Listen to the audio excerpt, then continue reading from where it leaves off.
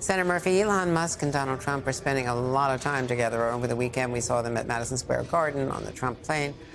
Are you concerned about conflicts of interest, potentially, about him having access to proprietary information of his competitors? He has $50 billion of government contracts, including critical ones, SpaceX, Starlink. Yeah. Am I concerned about conflicts of interest? Where do you start? Yeah, right. I mean, listen, this entire White House is going to be one giant conflict of interest, right? If we haven't figured this out already, Donald Trump is running for president. Donald Trump wants to be president in order to make money for himself. Elon Musk wants to be close to Donald Trump to make money for himself. I don't know a lot about all of these candidates for the Department of Treasury, but they're all billionaires who have spent their entire careers just making money for themselves. None of them have spent any time thinking about the rest of us. None of them have spent any time trying to figure out how to improve working conditions, raise wages. All they have done is to work to depress wages, to depress working conditions so that they can become even richer. That's the last kind of person who should be running the Department of Treasury, but it seems like the competition is just between one billionaire versus another. None of them are going to care about the rest of us. Well, I was just going to say that one of the potential players here is Kevin Warsh, who was a governor of the Fed and spent a lot of time worrying about, labor markets and all aspects of the economy, in addition to being, from some wealth.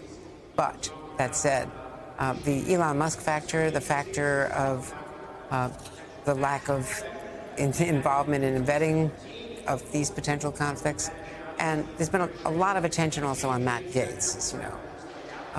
Why do you think he's not qualified to lead the Justice Department? Well, I think the selection of Gaetz is just a clear signal that the Department of Justice is going to be handed over to the White House to become a political arm of the White House. Matt Gaetz was Trump's chief lieutenant in defending the insurrection against the United States of America. That alone disqualifies him. But essentially, I think Trump is telling you that he's going to do exactly what he said he would do during the campaign. He is going to use the power of the White House. He is going to use the Department of Justice in order to punish his political enemies. Matt Gaetz said at one point that if the FBI and the ATF didn't get in line with Republican or conservative political priorities, they should be abolished.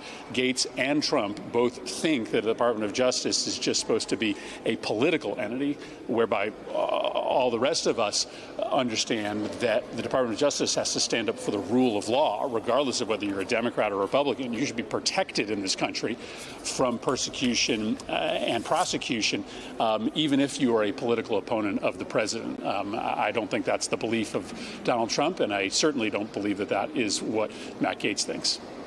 Now, as a consumer of intelligence, when you were briefed on the Hill, what is your view on Tulsi Gabbard, who has no experience in intelligence and would be in charge of editing the presidential daily brief and appointing the briefer?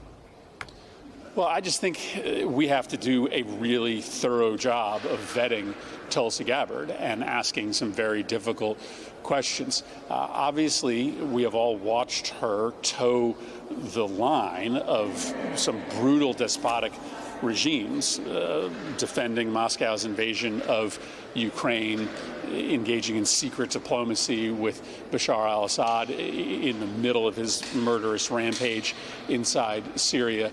I just think we have to ask some real questions about Tulsi Gabbard's positions. That's why we, have to have hearings. That's why this commotion about recess appointments, in which Trump would get some of his cabinet picks in place without hearings and confirmation votes, is incredibly disturbing, because there are some really serious unanswered questions about his team, especially his national security team.